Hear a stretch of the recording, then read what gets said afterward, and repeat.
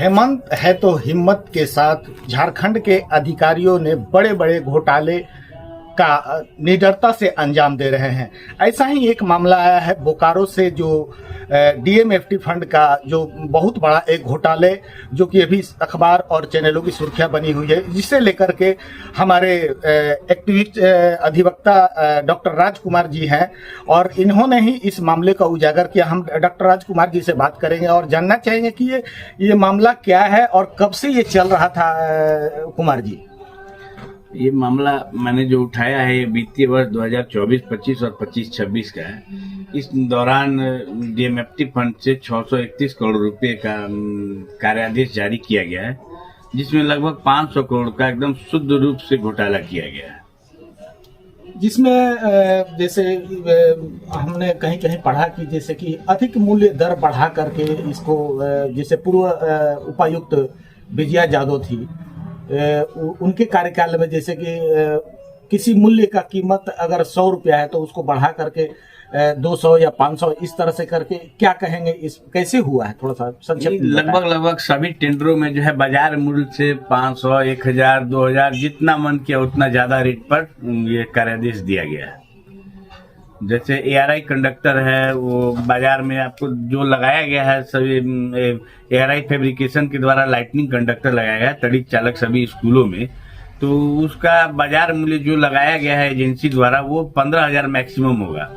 उसका किसी में 5,40,000 रुपया रेट है, किसी में 3,40,000 है, किसी में 1,80,000 है। मतलब जो मन आया सो रेट भर के इन लोगों ने वो टेंडर दे दिया, कार्यादेश दे दिया। डॉक्टर कुमार जी, ये डिजिटल मैट क्या है और इस पर? डिजिटल मैट आंगनबाड़ी सेविका के बच्चों के लिए पढ़ने के लिए दिया गया था, किया गया। उसमें क्या है कि बच्चा जो एक मैट होता है उसमें ABCD टाइप का या लिखा रहता है, जिस अक्षर पे बच्चा कूदेगा वो एक स्क्रीन लगा हुआ उस पे देगा। इसका बाजार मूल्य आप अधिकतम पता कर लीजिएगा 15 से 20,000 होगा।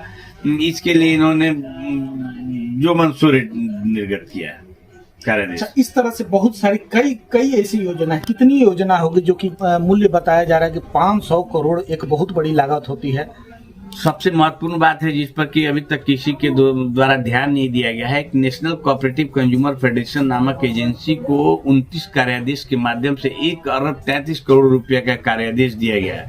हमने अपने सूत्रों के माध्यम से पता किया तो उस एजेंसी के द्वारा अधिकतम 15 करोड़ रुपया का सब मिलाकर सामान की सप्लाई की गई है, जबकि उसको पेमेंट 1,33 करोड़ रुपए का हुआ है। यानी कि विशुद्ध रूप से 1,20 करोड़ रुपए का घोटाला सिर्फ एक एजेंसी को कार्यादेश देकर दिया गया है, जो कि सब मेडिकल इक्विपमेंट से रिलेटेड है।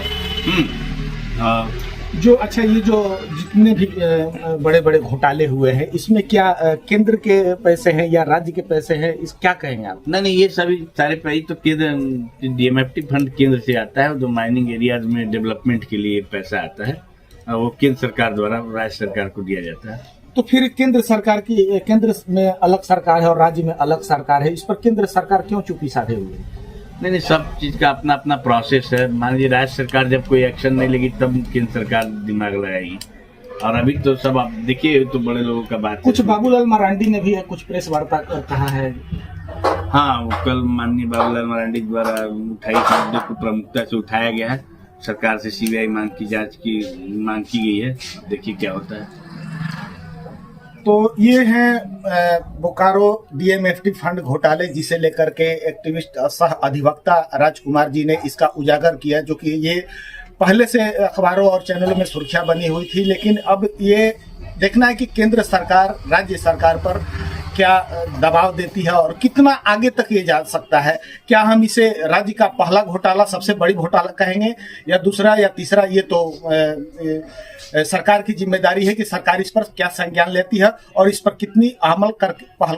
भी आपने सुना डॉक्टर राजकुमार ने क्या कहा, और मैं ये कहूँगा कि राज्य में जेएमएम की सरकार है, गठबंधन सरकार है, कांग्रेस की सरकार है, जिसे लेकर के कांग्रेस के नेता स्वास्थ्य मंत्री इरफान अंसारी ने इस डीएमएफटी फंड को लेकर क्या कहा, आइए आपको सुनाते हैं। डीएमएफटी में हम लोग मेंबर होते हैं, हमारे यहाँ डीएमएफटी फंड कम है, तो उस पर क्या होता है कि DC और जो स्थानीय विधायक होते हैं तो उनकी अनुशंसा ली जाती है। ठीक है, तो जो विधायक अपना अनुशंसा देता है उस पर डीसी अमल करता है। हम लोग देख लेते हैं क्या मामला, हम अगले जल्द हम आएंगे और बैठक करेंगे, समीक्षा करेंगे और समीक्षा के दौरान जो मामला सामने आएगी हम उस पर कार्रवाई करेंगे। सर, अभी